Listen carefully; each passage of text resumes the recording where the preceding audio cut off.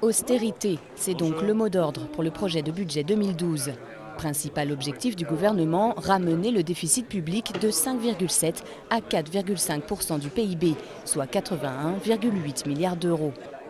Pour y parvenir, le gouvernement compte d'abord sur une réduction des dépenses de fonctionnement de l'État, grâce notamment au non-remplacement de 30 000 fonctionnaires partant à la retraite. Ce budget 2012, il est présenté sous le sceau des économies en dépenses. Pour la première fois, vous le savez, les dépenses de l'État vont baisser en 2012 par rapport à 2011. Singulièrement, les dépenses de personnel aussi vont baisser par rapport à 2011. Donc c'est la première fois depuis 1945 que nous mettons fin à la spirale de croissance des dépenses de l'État. Des dépenses maîtrisées et davantage de recettes, avec un nouveau rabotage des niches fiscales et sociales. Le taux de prélèvement obligatoire, que Nicolas Sarkozy avait promis de réduire de 4 points avant son élection, atteindra 44,5% du PIB, dépassant le niveau du début du quinquennat.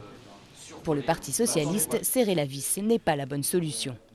On n'a jamais réduit les déficits par des seules politiques d'austérité. Le gouvernement se trompe, il ajoute de la crise à la crise. Ce qu'il faut, c'est d'avoir une politique complète. Il faut notamment supprimer cette arme de destruction massive que sont les subventions aux heures supplémentaires. Également au menu, l'augmentation de 6% du prix du tabac dès le mois d'octobre, qui devrait rapporter quelques 600 millions d'euros. Parmi les mesures symboliques, une contribution exceptionnelle prévoit de taxer à 3% les très hauts revenus, à partir de 500 000 euros. En tout, la vingtaine de mesures contenues dans le projet de loi de finances vise à rapporter 10 milliards d'euros à l'État.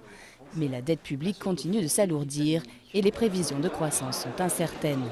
Avec un Sénat passé à gauche, le débat parlementaire qui s'ouvrira à la mi-octobre promet d'être houleux.